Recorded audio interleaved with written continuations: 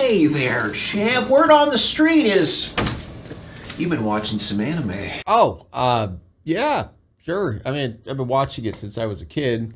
How did you get in my room? Well, what a gosh darn coinky dink. I've been watching anime since I was a kid, too. What kind of stuff are you into? Well, I mean, I don't know. I grew up on, there's Naruto, there's Yu Yu Hakusho. Lately, I've been watching that To Be Hero X show. Pretty good, actually, not gonna lie. Ah, okay, all right, I see.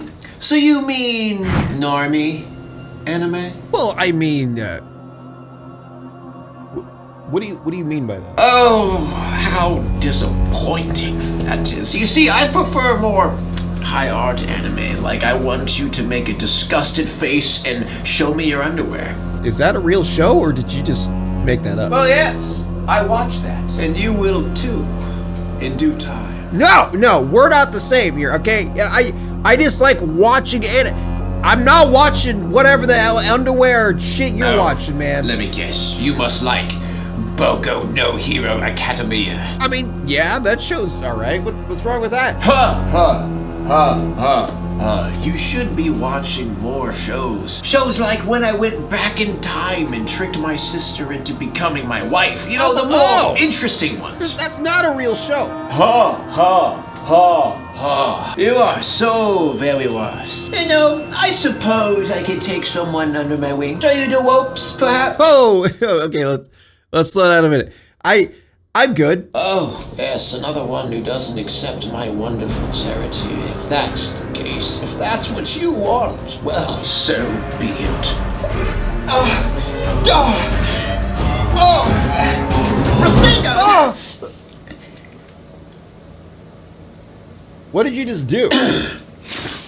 Yes. I must be out of power, out of energy. But I must refuel. And I will return. Then you'll learn your lesson. Fool! Be honest, what's the first thing that comes to your mind whenever you think of anime? For some people, like me for example, it's the stunning animation, the amazing stories, the unforgettable characters. But for others, well, you see, it's tits, it's incest, underage characters that are being sexualized. And you know, you got the obnoxious fans, some of the plots can be a little bit cringe. You kind of get the idea here. So I asked my audience what's their least favorite part of anime. And pretty much all of them said those exact same things. And as someone who watches a lot of anime, I get it. I don't like it either. I've dropped a lot of shows with great potential because they were ruined by over-sexualization. And to those people that say, it's just anime, get over it, or you're not a real fan, you're not really helping the situation. You can watch what you want, more power to you, but I shouldn't have to wade through weird stuff just to enjoy a good story. And I feel like a lot of people agree with that sentiment. Sometimes I don't even want to admit that I enjoy anime because sometimes I get lumped into those type of people, or if someone who happens to not watch anime hears that I watch anime, they're going to assume that I just all of a sudden am into little girls. But at the end of the day, most anime fans are just normal people. I know from the outside looking in, it seems like that is just all of anime, and most people who watch anime tend to just be weird. But actually, that's just a loud minority, you know, the obsessed, toxic one. And don't even get me started on the people who argue with the dub versus sub situation. I was so sad that I would never hear that voice again. His laugh. His funny little requests. Touch me.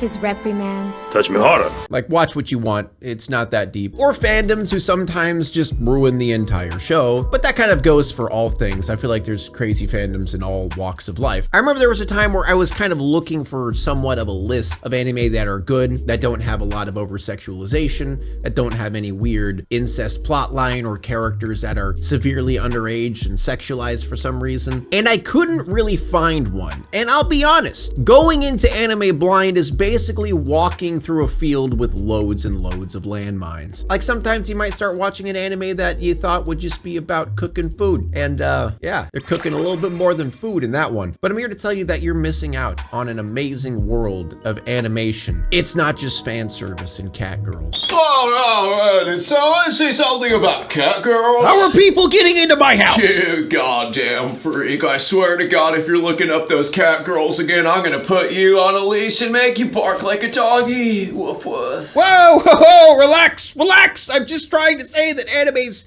not just weird stuff. I'm not, just calm down. So like, I don't get, are we saving the furries now? Are like furries more accepted now? Dude, that's not what I'm saying. Wait, who said anything about furry? I never said I was a furry, all right? I never said that. No one accused you of being a furry, Peter. What's I mean, like, sure, one time I might have stumbled upon some well-drawn wolf girl image, but have you ever really stopped to appreciate? Yeah, no. I see what you're doing. You're putting these images in my brain again. Stop it. Right, you're gonna pay for this, okay? Because now all I can think about is a big, beefy, wolfy man just taking me out in the woods and having his way with me. That's all. I think I've said too much. But the point is here, anime is not a genre, it's a medium, and people kind of get that backwards. Anime has different genres. It's got action, it's got drama, it's got thrillers, it's got comedy, it's got sports, you name it. And I am about to recommend you guys some great anime, but I want to also make a point here. No, I'm not going to mention Death Note or Full Metal Alchemist or something like that. Not because they're bad, but because it's just everyone recommends those all the time and it kind of gets old. All of the anime on this list do have a solid English dub, no weird fan service, and no filler. Or I think. I don't remember if there's filler in any of these. I doubt it. So with all of that said, here are some perfect anime for people who hate anime. You better not be talking about Full Metal Alchemist, I swear to God. Whoa, relax. No, I even said earlier, I'm not gonna talk about that one. Wait, why do you hate that anime so much? You know exactly why I hate that anime.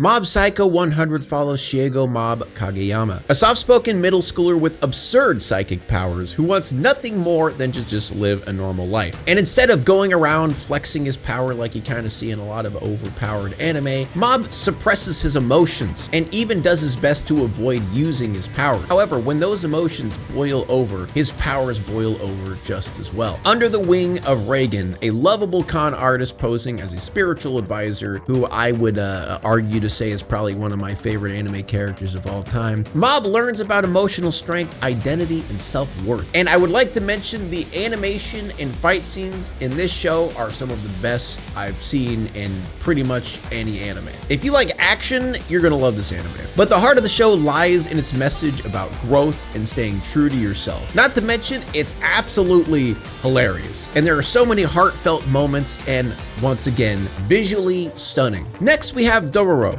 Dororo tells the story of Hyakkimaru, a boy whose father sacrificed his body to demons in exchange for power. Hyakkimaru was born without limbs, skin, or senses. He sets out to reclaim what was stolen from him, one demon at a time. With the help of a clever orphan named Dororo, who ends up becoming his partner, they set out on a journey in a brutal, war-torn version of a feudal Japan. The show mixes sword-swinging action with raw emotion. There are some extremely heavy parts in this anime.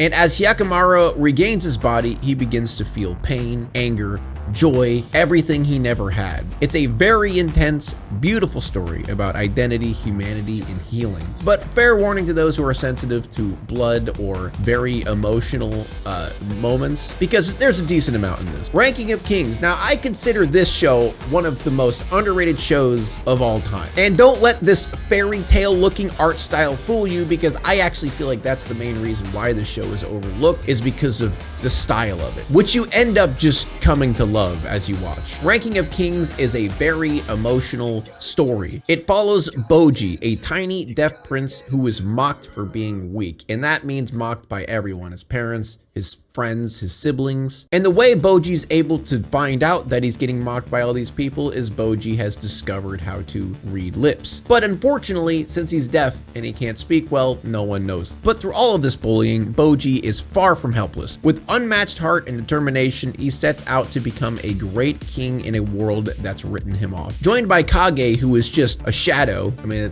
it's basically a sentient shadow. Boji's journey is full of betrayal, magic, and hard-earned growth. It's a story of courage, kindness, and the quiet strength it takes to keep moving forward when no one believes in you. It is a very uplifting and profound story, and it is a unforgettable experience that I feel like so many people are missing out on. I highly recommend that you guys watch Ranking of Kings. Now moving on to the next category. This one is for the people who want their lives ruined. People who want to feel emotional pain and suffering.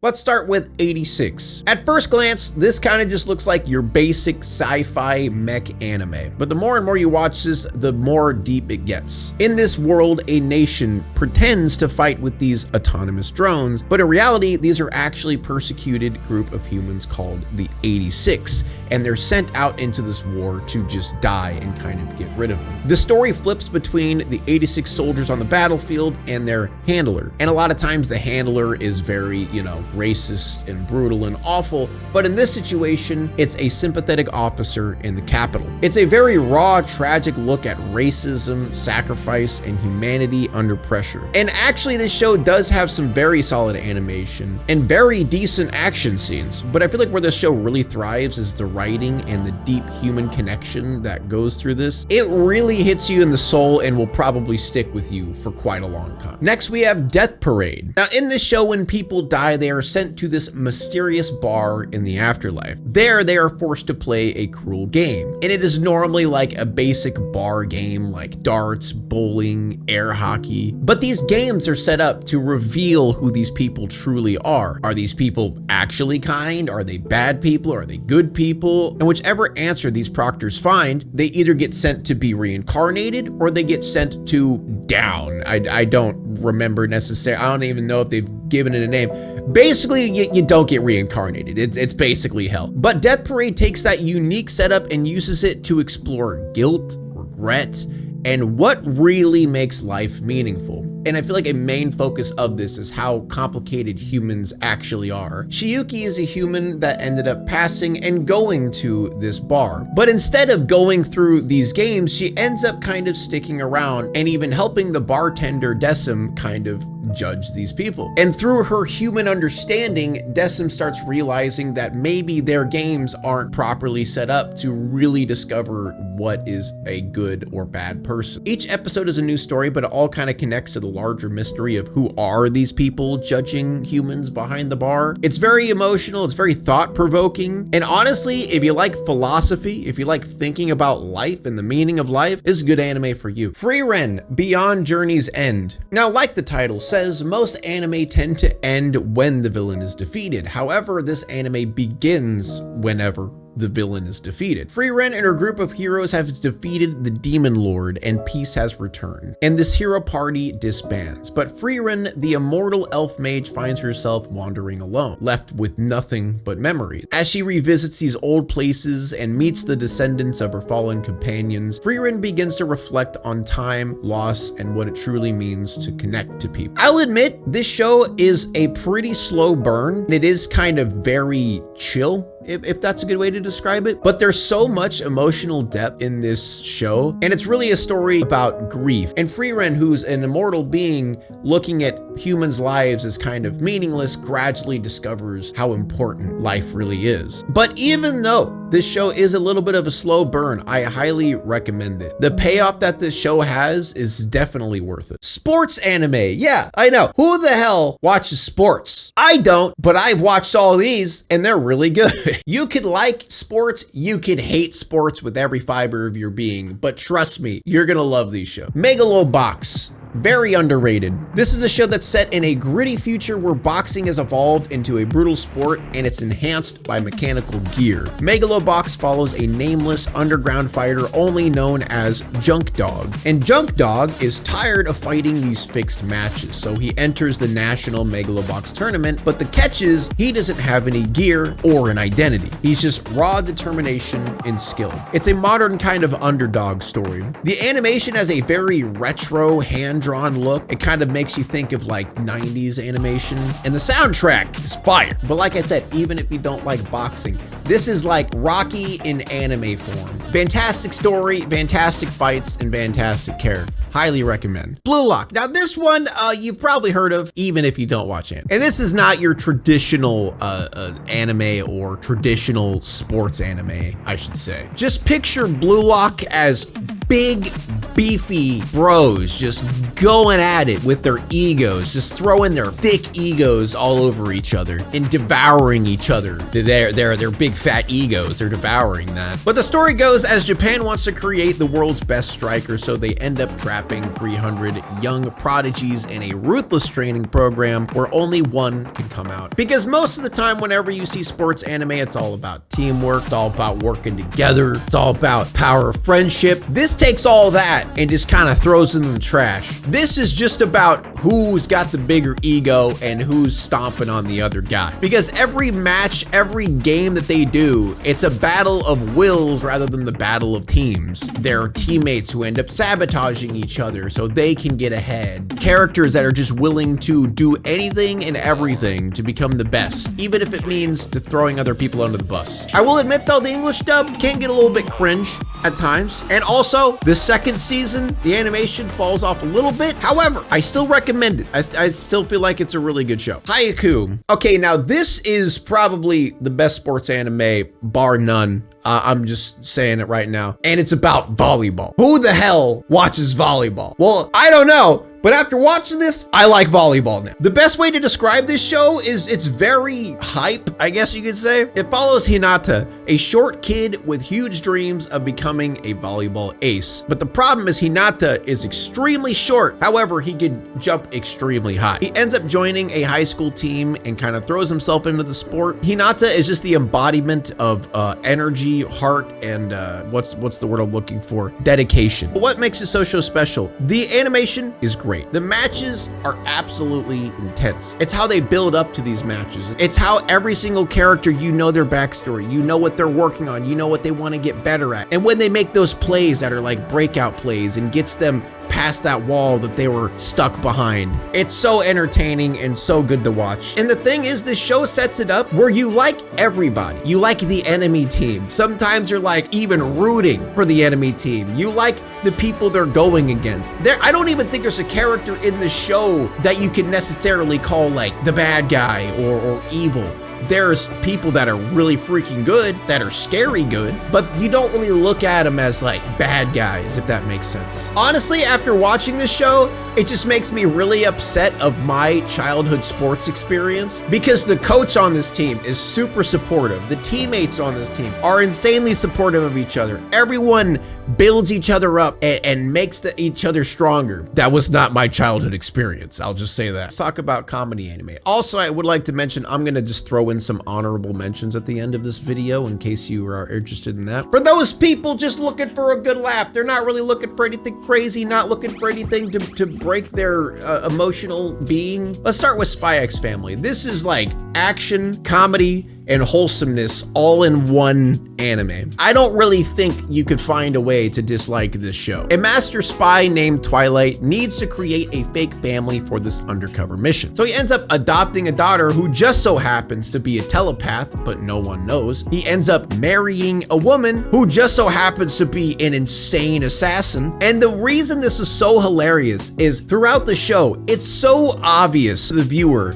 that all of these people are who they are. But every character is just so blatantly oblivious to what's going on. The only character who really knows what's going on is Anya and her dog. Just because Twilight is this master spy and Yor is an assassin, they don't pick up on social cues at all, and it leads to absolutely hilarious situations. And also the show has a lot of action, like Twilight and Yor kick some ass throughout this entire show. There's a lot of funny parts with telepathic misunderstandings. Highly, highly recommend this show to anybody. Mashle, Magic and Muscles. If you like Harry Potter but are sick of those pussy wands and just want a big beefy man to just punch someone in the face, this is the show for you. It's literally Harry Potter, but the main character can't use magic, and instead, he just uses his muscle. And he uses his muscles in ways that are so goddamn ridiculous that it trumps every magic user. And of course, that's Mashle. You guys actually may have heard of this show by proxy of the song. It was kind of trending on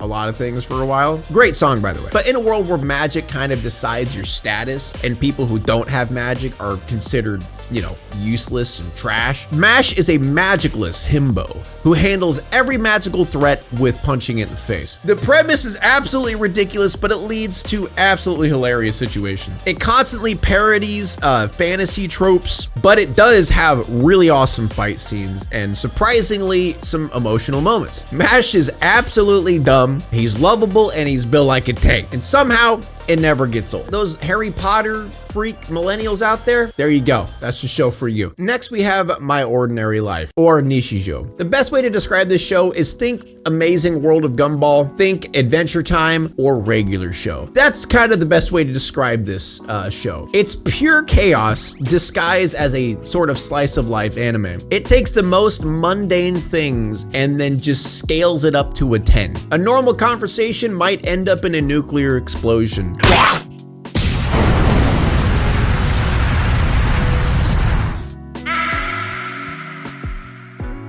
A deer might wrestle a principal. The animation is top tier. The pacing is kind of all over the place. It's very unpredictable, but honestly, it's hilarious. If you want something weird, loud, and just creative and interesting, like for example, you know, Adventure Time, regular show, that stuff, this has gotta be your go-to. It doesn't follow any logic whatsoever. I don't even think there's necessarily a storyline. It's just chilling, watching a show with a bunch of visual gags and comedy taken to the extreme. Now next, if you're into kind of thrillers or mysteries, I got some shows for you. Psycho-Pass. This show is set in a sleek futuristic world and every citizen's mental state is constantly scanned and rated by the all-powerful Sybil system. That means if your stress or anger or any of those levels spike too high, you are deemed a threat and therefore are arrested. It's kind of the concept of arresting people before they do something bad. The story follows Akane, a rookie inspector trying to uphold justice in a system that kind of might be fundamentally broken. And throughout her journey, she discovers the truth behind Sybil. And it kind of asks that basic question, you know, what's better? Is chaos or control? How much control is too much control? And this show has a lot of gritty visuals and a lot of deep psychological questions. And the villain in this show, who I mean is kind of more of a philosopher than a killer or anything, is very good. The villain in the show is written very well. Pluto, another show that is highly underrated, and I have not seen anyone talk about this show at all. Now, for those who are wondering, this is actually a rewritten version of Astro Boy. It's a lot more brutal than the regular Astro Boy story. In a world where advanced robots live among humans, someone, or should I say something, is routinely hunting down the most powerful machines ever built. But this isn't just your typical robot uprising story where, you know, the hero wins and everybody's happy. Detective Gajik, who himself is actually a highly advanced robot, is tasked with solving these murders. But as the case unfolds, he begins to question the nature of consciousness, grief, and what it truly means to be alive. Kind of the concept of, you know, these robots gaining more sentience and gaining more humanity, if you will. And like I said, it is kind of like a dark reimagining of the classic Astro Boy, but the show kind of blends a little bit of sci-fi, a little bit of noir, a little bit of philosophy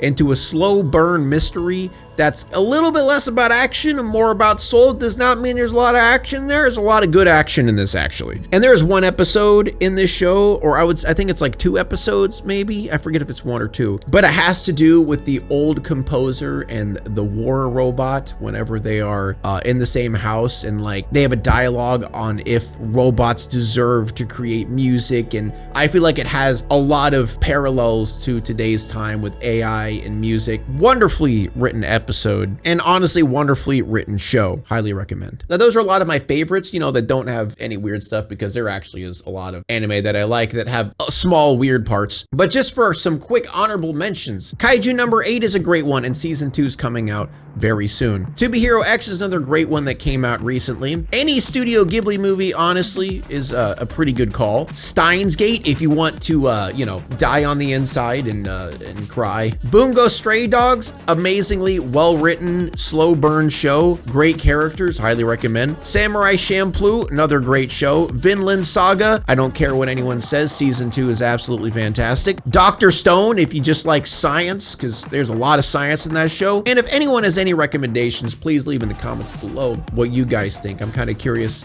at what I missed, because I guarantee I probably missed some good ones. But I just want to clarify, I'm not here to shit on the anime community. I'm not here to shit on, you know, all these people who ruin it for everyone. I'm just here to just tell everybody that don't watch it that, hey, it's actually good. Don't knock it till you try it. But that's all I got for today, ladies and gentlemen. Have a good one. And if you guys happen to watch some of these shows, let me know what you think. You know, let me know if it's a good pick, or let me know if I was stupid and you actually hate the show. That might happen. I don't know. Thanks for watching. Bye.